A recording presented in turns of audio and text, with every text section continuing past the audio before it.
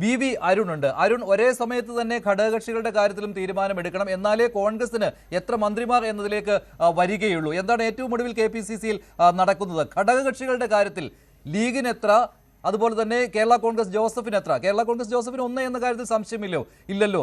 ലീഗിന്റെ കാര്യത്തിൽ ഇപ്പോഴും ഒരു ഉറപ്പ് വന്നിട്ടില്ലേ 4 5 എന്നുള്ള കാര്യത്തിൽ? എന്താണ് KPCC-യിൽ ഇപ്പോൾ നടക്കുന്ന ചർച്ചകൾ? മന്ത്രിസഭാ രൂപീകരണവുമായി ബന്ധപ്പെട്ട് ഏറ്റവും നിർണായകമായ ചർച്ച, ഒരുപക്ഷെ ഒരു അന്തിമ ചർച്ചയാണ് KPCC നടക്കുന്നത്. ഇന്നലെ കന്റോൺമെന്റ് ഹൗസിൽ ഘടകകക്ഷികളുമായി പ്രാഥമിക ചർച്ച നടത്തിയിരുന്നു. ഇന്ന് ഉച്ചയ്ക്ക് രാവിലെ വന്ന് അവരോട് വീണ്ടും ഉച്ചയ്ക്ക് ശേഷം കാണാമെന്ന് പറഞ്ഞാണ് മടക്കി അയച്ചത്. ആ ചർച്ചയാണ് ഇപ്പോൾ പുരോഗമിക്കുന്നത്.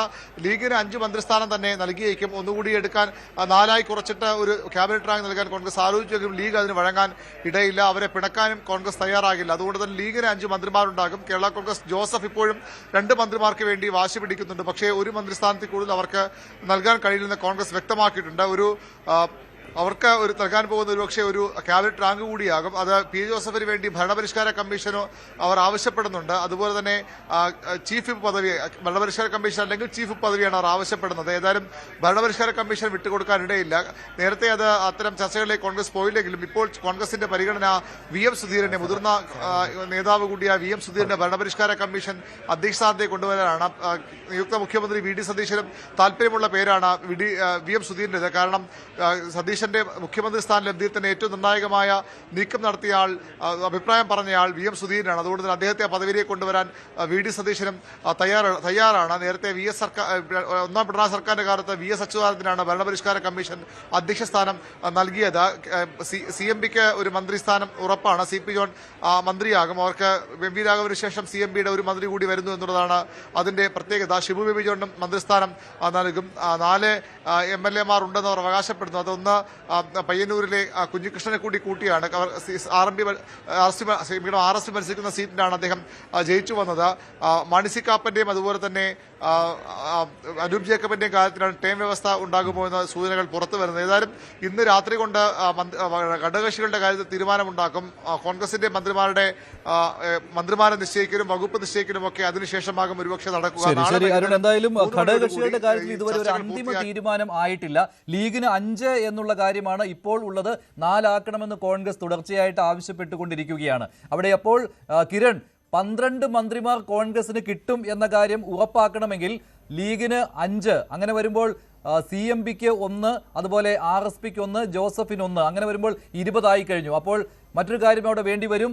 മാണി സി കാപ്പനും അനൂപ് ജേക്കബും ടേം വ്യവസ്ഥയിൽ മന്ത്രിസ്ഥാനം നൽകണം.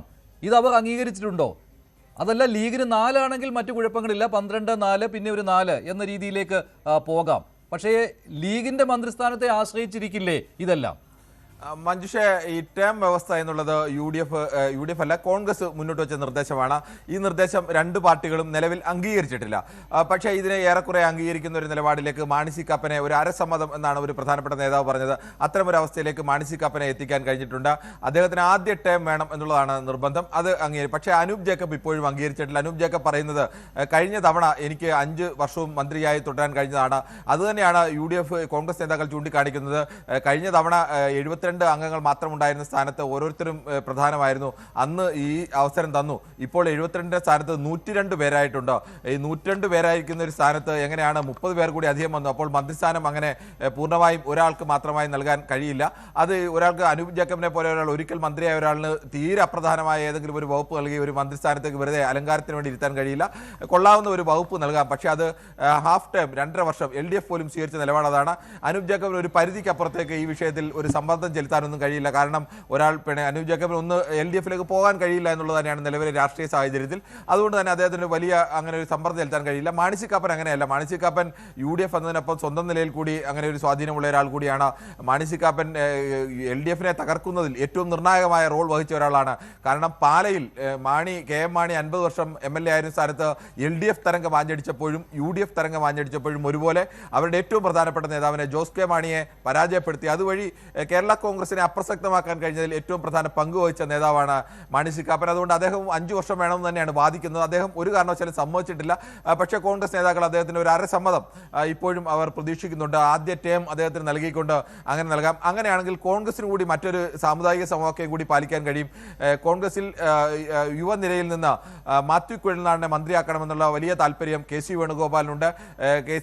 മാത്യു കുഴൽനാടിനെ പോലെ കഴിഞ്ഞ തവണ ഇടതു മന്ത്രിസഭയും അതോടൊപ്പം തന്നെ പിണറായി വിജയനെയും ഡയറക്റ്റായി അറ്റാക്ക് ചെയ്യുകയും നിയമസഭയ്ക്ക് അകത്തും പുറത്തും കോടതിയിലുമൊക്കെ നിന്ന പ്രധാനപ്പെട്ട ഒരു നേതാവാണ്. പ്രത്യേകിച്ച് ഹൈക്കമാൻഡ് പ്രധാനമായും കേരളത്തിൽ പ്രോമിസിംഗ് ലീഡേഴ്സായി കാണുന്ന യങ് ലീഡേഴ്സിൽ വരുന്ന ഒരു 5-6 പേരിൽ ഒരാൾ കൂടിയാണ് മാത്യു കുഴൽനാടൻ. അതുകൊണ്ട് ഹൈക്കമാൻഡും അങ്ങനെ ഈ ചെറുപ്പക്കാരിൽ ഒരു വിഭാഗം ആളുകളെങ്കിലും മന്ത്രിസഭയിൽ ഉൾപ്പെടുത്തണമെന്നുള്ള താല്പര്യമുണ്ട്. ഈ താല്പര്യമെല്ലാം വെക്കുമ്പോൾ തടസ്സമായി ചൂണ്ടിക്കാണിച്ചിരുന്നത് യാക്കോബായ വിഭാഗത്തിൽ നിന്ന് 2 പേരെ മന്ത്രിയാക്കുക എന്നുള്ളത് ഇതുവരെയും കോൺഗ്രസിന്റെ UDF-ന്റെ ഒരു മന്ത്രിസഭയിലും ഉണ്ടായിട്ടില്ല. അത് സാമുദായികമായ വലിയ കിരൺ, എന്തായാലും ഇതെല്ലാം ലീഗിന് എത്ര മന്ത്രിസ്ഥാനം എന്നതിനെ ആശ്രയിച്ചിരിക്കും, ഒപ്പം തന്നെ ടേം വ്യവസ്ഥ അനുസരിച്ചും. അതല്ല എങ്കിൽ ഈ ടേം വ്യവസ്ഥ നടന്നില്ല എങ്കിൽ KDP-യുമായിട്ട്, അതായത് മാണി സി കാപ്പനുമായിട്ട് ടേം വ്യവസ്ഥ നടന്നില്ല എങ്കിൽ, അനൂപ് ജേക്കബുമായിട്ട് നടന്നില്ല എങ്കിൽ ഘടകകക്ഷികൾക്ക് ഓരോരോ മന്ത്രിസ്ഥാനം നൽകേണ്ടി വരും. അങ്ങനെ തന്നെ 5 മന്ത്രിസ്ഥാനം അങ്ങനെ തന്നെ പോകും.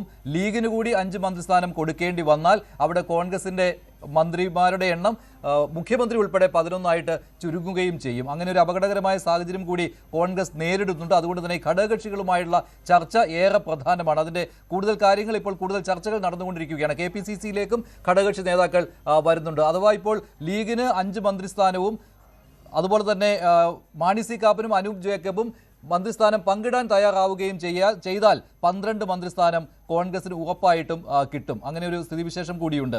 VR കാർത്തിക് ചേരുന്നുണ്ട്. കോൺഗ്രസ് മന്ത്രിമാർ ആരൊക്കെ എന്നതിൽ കാർത്തിക്, ഇതുവരെ തീരുമാനമായത് നമ്മുടെ ഗ്രാഫിക്സ് കാർഡിൽ വ്യക്തമാണ്. ഇതുവരെ തീരുമാനമായത് രമേശ് ചെന്നിത്തല എന്തായാലും മന്ത്രി പദവിയിലേക്ക് വരും, ആഭ്യന്തരം അദ്ദേഹത്തിന് കിട്ടും എന്നുള്ളതാണ്. K മുരളീധരനും സണ്ണി ജോസഫും ഒക്കെ സ്വാഭാവികമായ ചോയ്സാണ്. ഇതിനും അപ്പുറത്ത് ആരൊക്കെ മന്ത്രിസ്ഥാനം ഉറപ്പിച്ചിട്ടുണ്ട്? ഈ അവസാന നിമിഷം ഇപ്പോൾ ഹൈക്കമാൻഡിൽ നിന്ന് ഈ നിർദ്ദേശം കൂടി വന്നതോടുകൂടി 2 വനിതകൾ വേണം, SC/ST വിഭാഗത്തിൽ നിന്നായി 2 പേർ വേണം. ഈ ഒരു നിർദ്ദേശം ഹൈക്കമാൻഡ് നൽകിയതോടുകൂടി ചില പേരുകൾ വെട്ടിമാറ്റപ്പെടും എന്ന കാര്യത്തിലേക്ക് വന്നിരിക്കുകയാണല്ലോ. അതേസമയം IC ബാലകൃഷ്ണനെ പോലെയുള്ളവർ ഏതാണ്ട് ഉറപ്പിച്ച സ്ഥിതി കൂടി വന്നിട്ടുണ്ട്. എന്താണ് ഇപ്പോൾ കോൺഗ്രസ് പട്ടികയെക്കുറിച്ച് ഏറ്റവും ഒടുവിൽ നൽകാൻ കഴിയുന്ന വിവരങ്ങൾ? കോൺഗ്രസിന്റെ പതിവനുസരിച്ച് അവസാന നിമിഷം വരെ സസ്പെൻസ് തുടരും.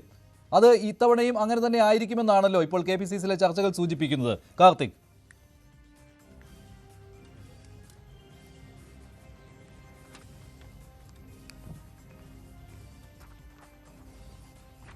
പന്ത്രണ്ട് മന്ത്രിമാരെ കിട്ടും മുഖ്യമന്ത്രി ഉൾപ്പെടെ എന്നതിലേക്കാണ് കോൺഗ്രസിന്റെ ചർച്ചകൾ ഇപ്പോഴും പുരോഗമിച്ചുകൊണ്ടിരിക്കുന്നത്. അതുകൊണ്ട് തന്നെ സാമുദായിക സമവാക്യങ്ങൾ അത് ഏകോപിപ്പിക്കുന്നതിനും അതോടൊപ്പം തന്നെ ജില്ലകൾക്കുള്ള പ്രാതിനിധ്യവും അതുപോലെ വനിത SC/ST വിഭാഗങ്ങൾക്കുള്ള പ്രാധാന്യവും ഇതാണ് ഇപ്പോൾ ചർച്ച ചെയ്തുകൊണ്ടിരിക്കുന്നത്. ഇതനുസരിച്ച് മന്ത്രിമാരെ തീരുമാനിക്കുകയാണ് ഇപ്പോൾ കോൺഗ്രസ്. പക്ഷേ അവിടെ ലീഗ് 5ാമത്തെ മന്ത്രിക്ക് വേണ്ടി ഉറച്ചു നിന്നാൽ ചില പ്രശ്നങ്ങൾ ഉണ്ടാകും. പക്ഷേ 5 മന്ത്രിസ്ഥാനം കൊടുത്താലും 2 ഘടകകക്ഷികളെ മാണി സി കാപ്പനും അതുപോലെ തന്നെ അനൂപ് ജേക്കബിനും ടേം വ്യവസ്ഥ നൽകിക്കൊണ്ട് 12ലേക്ക് തന്നെ കോൺഗ്രസ് മന്ത്രിമാരുടെ പട്ടിക എത്തിക്കുവാനും ഇപ്പോൾ കോൺഗ്രസിന് കഴിയും. അതുകൊണ്ട് തന്നെ 12 മന്ത്രിമാർ എന്ന രീതിയിൽ ചർച്ചകൾ പുരോഗമിക്കുകയാണ്.